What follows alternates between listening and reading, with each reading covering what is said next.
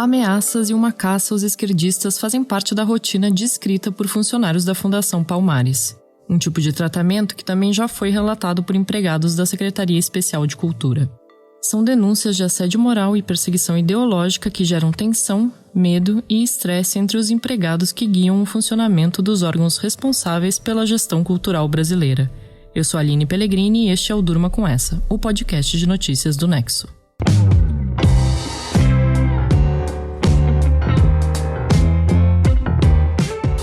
Olá, eu sou a Letícia Arcoverde, estou aqui com a Aline para apresentar esse podcast que vai ao ar de segunda a sexta, no fim da tarde e início da noite, sempre com notícias que podem continuar a ecoar por aí. Hoje é segunda-feira, 30 de agosto de 2021, dia em que o Ministério Público do Trabalho do Distrito Federal confirmou que pediu o afastamento imediato de Sérgio Camargo da presidência da Fundação Palmares. O pedido foi feito por meio de uma ação na Justiça Trabalhista que reúne relatos feitos por empregados da Fundação responsável por promover e preservar a cultura e a história negra no Brasil. Esses funcionários afirmam que dentro da Palmares, Camargo pratica assédio moral, perseguição ideológica e discriminação. A ação civil pública foi ajuizada no dia 27 de agosto, na sexta-feira, depois de um ano de investigação, e conta com depoimentos de 16 servidores e ex-funcionários da Fundação. O caso foi revelado no domingo, dia 29, pelo programa Fantástico da TV Globo. Essa investigação começou a partir de denúncia apresentada pelo Movimento Negro de suposto assédio moral praticado no âmbito da Fundação Palmares. O assédio moral é uma violência psicológica e produz sérios danos à saúde dos trabalhadores. Ansiedade, depressão, todos os depoimentos convergiram para o mesmo ponto. A prática de assédio moral em decorrência de perseguição político-ideológica praticada pelo seu presidente, senhor Sérgio Camargo. Há relatos de trabalhadores que desenvolveram síndrome de pânico, que estavam com ansiedade, que pediram para sair da fundação, servidores concursados em função do clima degradado e em função da discriminação praticada. Tá aí o procurador do Ministério Público do Trabalho, Paulo Neto, que é autor da ação, em entrevista ao Fantástico no domingo. Além do afastamento de Sérgio Camargo, o Ministério Público do Trabalho também pede que ele e a Fundação Palmares paguem uma multa de R$200 mil. Nessa segunda-feira, Sérgio Camargo respondeu às denúncias que levaram ao pedido de afastamento. Nas redes sociais, ele escreveu que, abre aspas, recado para imbecis e analfabetos funcionais. É minha prerrogativa, como presidente da instituição, exonerar esquerdistas e nomear conservadores. Isso não é assédio suas antas. É dever moral. Não tenho que trabalhar com esquerdopatas nem com militantes vitimistas. Ele também afirmou que não cabe ao Ministério Público do Trabalho se envolver. Ao Ministério Público do Trabalho, os denunciantes também relatam que Camargo acredita estar acima de possíveis punições por suas ações, já que, segundo os depoimentos, ele dizia em reuniões ter o apoio do presidente Jair Bolsonaro. A Fundação Palmares existe desde 1988 e foi o primeiro órgão público criado no Brasil com a função de promover e preservar a cultura e a história afro-brasileiras. Ela é subordinada à Secretaria Especial de Cultura, que atualmente faz parte do Ministério do Turismo. Entre os objetivos da Fundação Palmares também está a criação de políticas públicas de apoio e reparação às desvantagens sociais de origem histórica da população negra do país. Sérgio Camargo foi nomeado presidente da instituição em novembro de 2019, teve sua indicação ao cargo temporariamente suspensa pela Justiça e assumiu definitivamente em fevereiro de 2020. Segundo ele, antes da sua nomeação, a instituição era um reduto ideológico da esquerda. Camargo tem um histórico de ataques e declarações insultuosas ao movimento negro. Ele já desprezou o Dia da Consciência Negra, o rap, as cotas raciais, a vereadora assassinada Marielle Franco, a ativista americana Angela Davis e até o personagem que dá nome à fundação que comanda, Zumbi dos Palmares. Camargo já afirmou que a escravidão foi, abre aspas, benéfica para os descendentes e disse que racismo no Brasil é, entre aspas, Nutella, não real como nos Estados Unidos. Em junho de 2020, Camargo anunciou a sua medida mais controversa, a exclusão de cerca de 30 nomes da lista de personalidades negras notáveis, uma lista de pessoas homenageadas pela Fundação. Foram limados nomes como o da escritora Conceição Evaristo e dos cantores Elza Soares, Gilberto Gil e Martinho da Vila. A medida foi anunciada pelo presidente da Palmares com um texto que dizia que, abre aspas, é preciso relevância, mérito e caráter. A lista de personalidades negras notáveis passa a prestar homenagens póstumas. Todos os que foram excluídos podem voltar um dia pelo critério da contribuição histórica. Basta merecer. Já em junho de 2021, o presidente da Fundação Palmares anunciou o expurgo de livros considerados por ele esquerdistas ou imorais do acervo da entidade. Na lista entraram obras marxistas do próprio Marx, mas também de autores como Max Weber, Celso Furtado e Marco Antônio Villa. As publicações foram reunidas em um setor à parte, chamado por Camargo de Acervo da Vergonha. Camargo também mantém uma relação conflituosa com organizações do movimento negro, que ele já chamou de escória maldita. Em julho de 2021, a Coalizão Negra por Direitos, que reúne mais de 200 organizações em defesa de direitos de afrodescendentes, apresentou uma denúncia à ONU, a Organização das Nações Unidas, contra Sérgio Camargo. O documento cita constantes ataques ao patrimônio histórico e cultural da população negra e aos direitos humanos.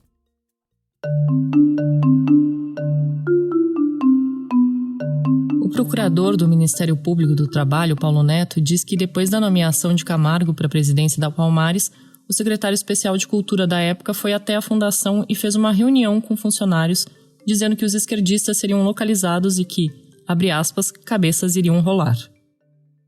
Na época, o secretário especial de Cultura era o dramaturgo Roberto Alvim.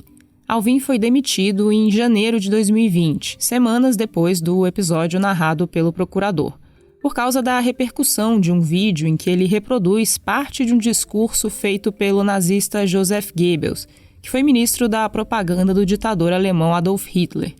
Alvim foi substituído pela atriz Regina Duarte, que foi exonerada do cargo 3 meses depois, e substituída, em junho de 2020, pelo também ator Mário Frias, atual ocupante da pasta.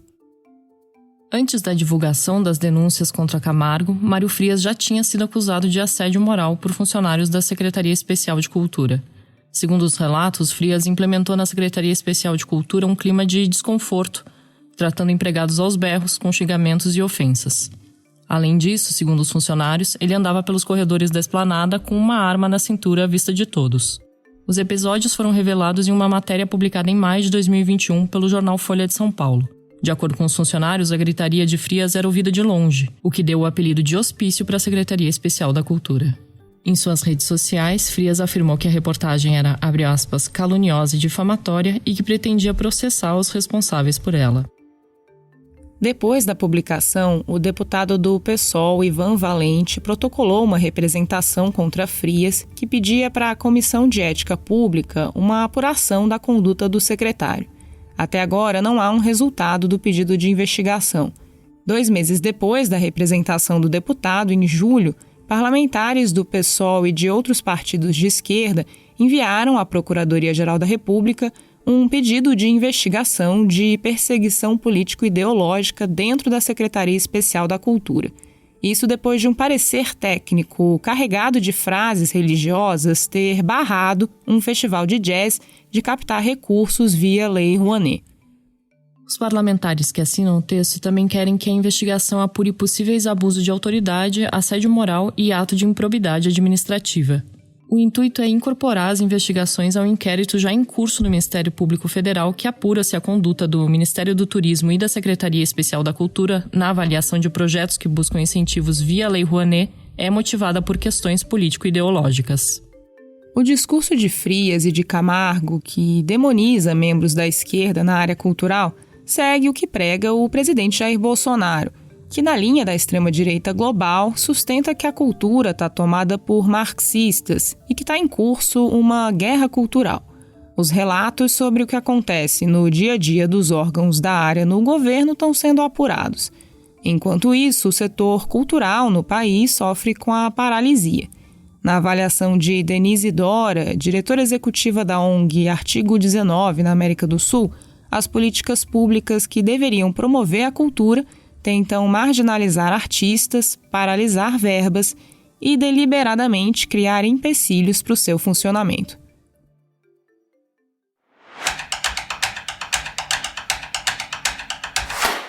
Na madrugada de domingo para segunda-feira, uma série de assaltos a bancos instalaram o caos em uma cidade do interior paulista.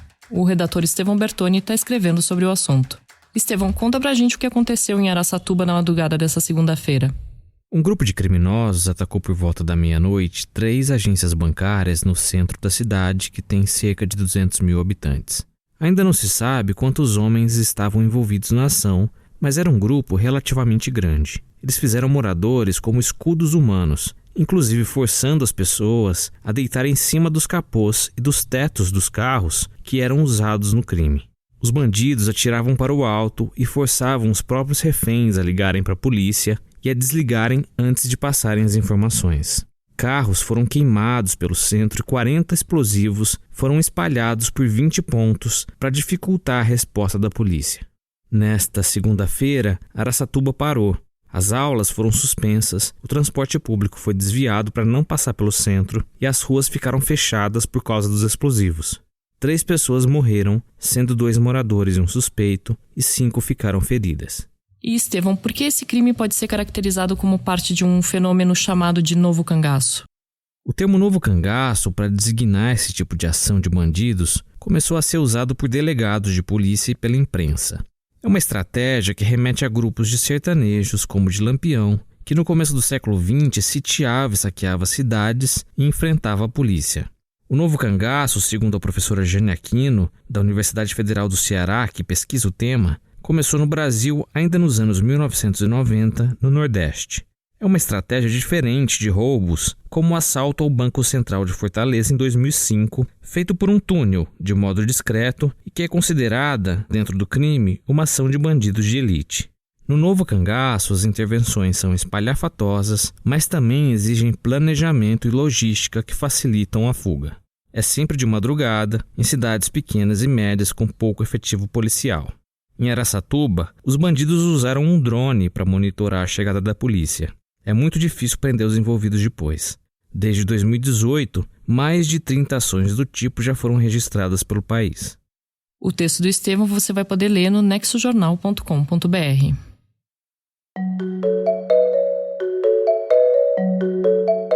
O Talibã pretende assumir plenamente todas as funções de governo no Afeganistão a partir desta terça-feira, dia 31 de agosto. O repórter especial João Paulo Charlot fala quais são os desafios que o grupo insurgente vai enfrentar ao assumir o controle total do país. Olá, ouvinte, olá, amigos do Durma com Essa. Os Estados Unidos concluíram hoje, segunda-feira, dia 30 de agosto, a retirada de todas as suas tropas do Afeganistão, numa manobra que encerrou 20 anos de presença militar. Essa retirada marca também o reinício do governo do Talibã no país. Esse grupo armado já tinha tomado o poder antes, lá em 1996. E aí ele governou o Afeganistão com mão de ferro até 2001, até a invasão americana que aconteceu depois do 11 de setembro. E aí passou as 2 últimas décadas se reorganizando no interior do país para o grande momento que vem a viver agora. Essa volta do Talibã ao poder agora tem, no entanto, uma série de novos elementos que são bem complicados. O primeiro desses elementos tem a ver com a segurança. O grupo não está sozinho no Afeganistão. Existem outros grupos insurgentes que gostariam de estar no poder ou de, pelo menos, dividir o poder em condições que fossem mais favoráveis com o Talibã. Um desses grupos é o Estado Islâmico do Khorasan, ou ISIS-K, que cometeu um duplo atentado que deixou mais de 170 mortos em Cabu na semana passada.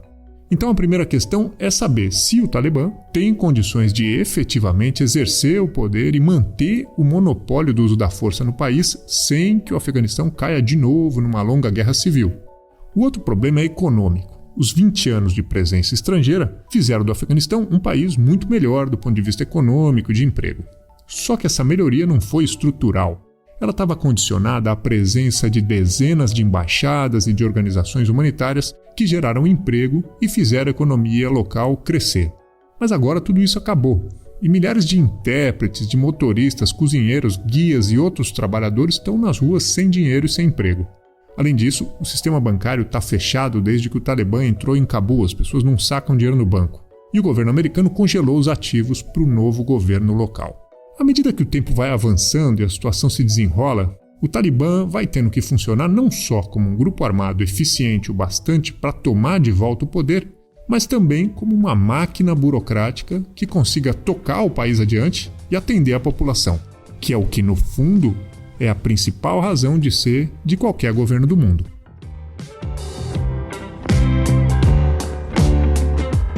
Das denúncias de assédio moral de funcionários da Fundação Palmares e da Secretaria Especial de Cultura, passando pelos crimes cometidos em Araçatuba e terminando com os desafios do novo governo do Talibã no Afeganistão, durma com essa.